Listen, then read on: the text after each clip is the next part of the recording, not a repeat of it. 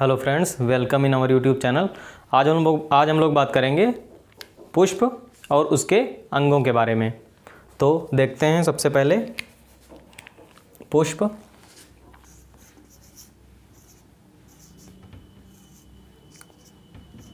पहली बात तो पुष्प है क्या।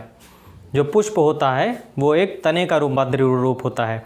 जैसे कि हम लोग देखते हैं, जैसे जड़ों के रूपांतरित रूप मूली और गाजर, ये जड़ों के रूपांतरित रूप हैं। इसी तरह से जो तने का रूपांतरित रूप है वो है एक पुष्प, यानी कि तने का रूपांतरित रूप।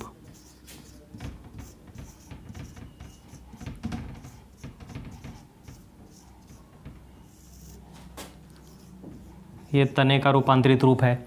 अब बात करेंगे इसके अंगों के बारे में। तो इसके मुख्यतः दो अंग होते हैं। सबसे पहले आवश्यक अंग और दूसरे सहायक अंग। आवश्यक अंग वो अंग होते हैं जिनमें नर युग्मक और मादा युग्मक बनते हैं, जो कि जनन की क्रिया के लिए ज़रूरी होते हैं। और सहायक अंग वो अंग होते हैं जो कि पुष्प की सुरक्षा करते हैं और जनन की क्रिया में सहायता करते हैं। तो सहायक, आवश्यक अंग,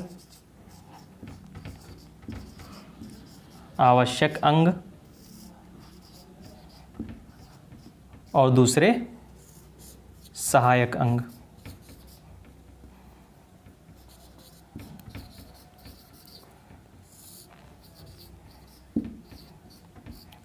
अब आवश्यक अंग कौन कौन से होते हैं। आवश्यक अंग में होगा नर जननांग और मादा जननांग, यानी कि पुमंग, पुमंग, पुमंग को पुंकेसर कहते हैं, और जायांग, जायांग को स्त्री केसर कहते हैं। ये हमारे हो गए आवश्यक अंग। और सहायक अंग में दलपुंज और वाह्य दलपुंज।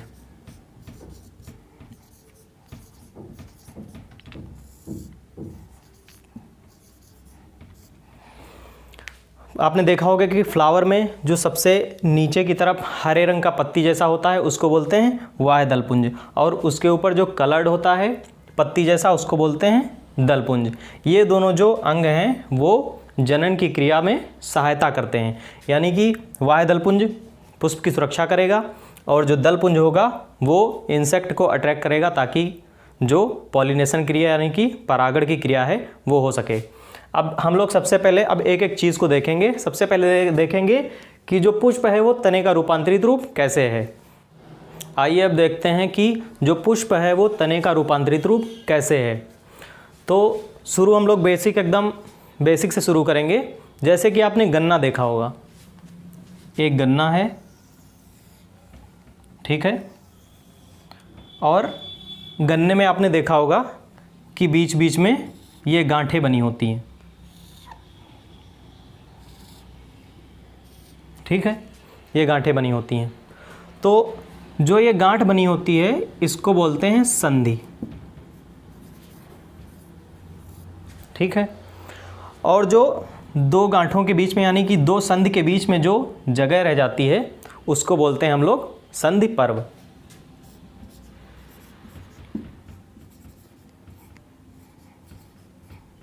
ठीक है, यह है संधि पर्व। अब पुष्प तने से कैसे रूपांतरित होके पुष्प बनता है तो ये हम लोग देखते हैं। जैसे कि ये एक संधि है,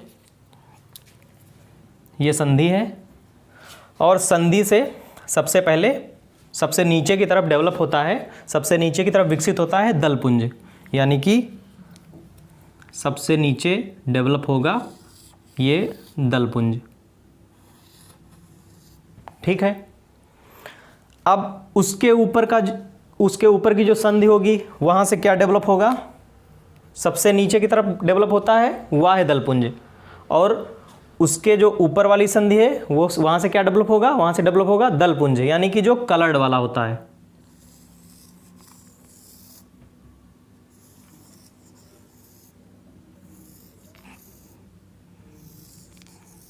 ठीक है। जो दूसरा वाला संधि है वहाँ से डेवलप हुआ दलपुंज, और सबसे नीचे वाले से डेवलप हुआ वाह्य दलपुंज। अब उसके ऊपर वाला जो संधि है वहाँ से क्या डेवलप होगा, वहाँ से डेवलप होगा पुमंग, यानी कि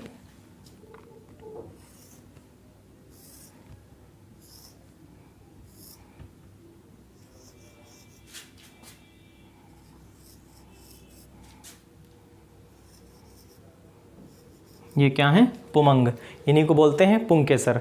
अब जो उसके ऊपर की संधि होगी, उसके ऊपर के जो संधि का पार्ट होगा वहाँ से क्या डेवलप होगा, वहाँ से डेवलप होगा जायांग।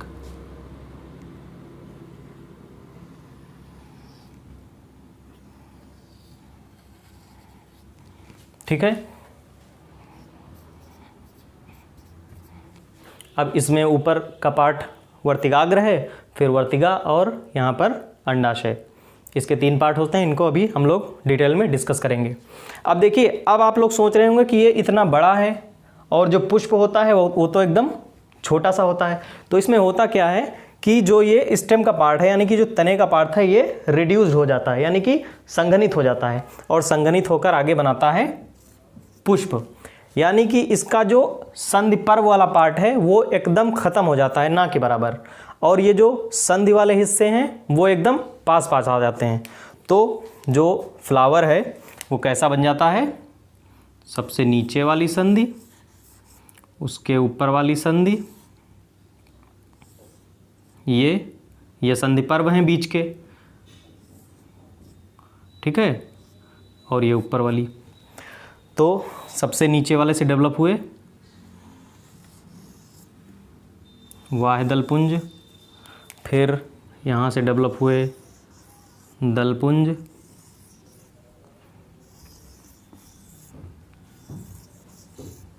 फिर यहाँ पर बने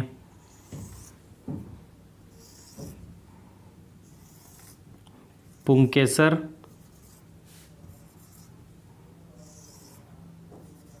पुंकेसर यानी कि पुमंग, और फिर सबसे ऊपर वाले में बने जायांग।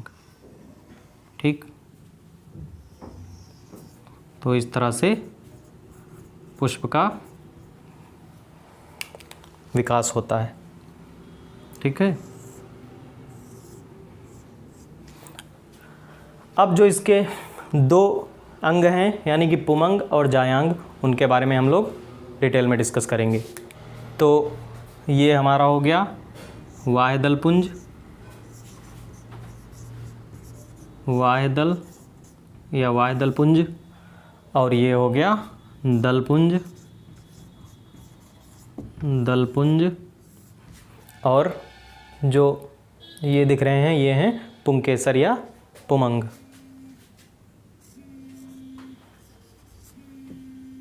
पुमंग, ठीक है। और ये है काले रंग वाला जायांग, जायांग या स्त्रीकेसर।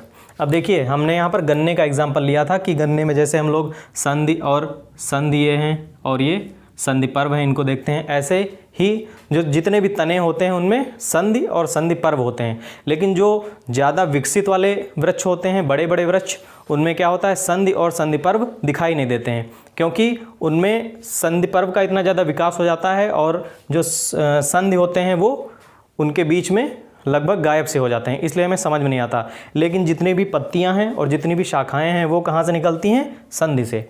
इसीलिए हम लोग गन्ने का एग्जाम्पल लिया हमने, लेकिन सारे जो पुष्प हैं उनका डेवलपमेंट ऐसे ही होता है, यानी कि जो संधि है वहाँ से सारे उपांग बनेंगे और जो संधि पर्व हैं ये बहुत ज़्यादा रिड्यूस हो जाएंगे, यानी कि लगभग गायब से हो जाएंगे। Thank you.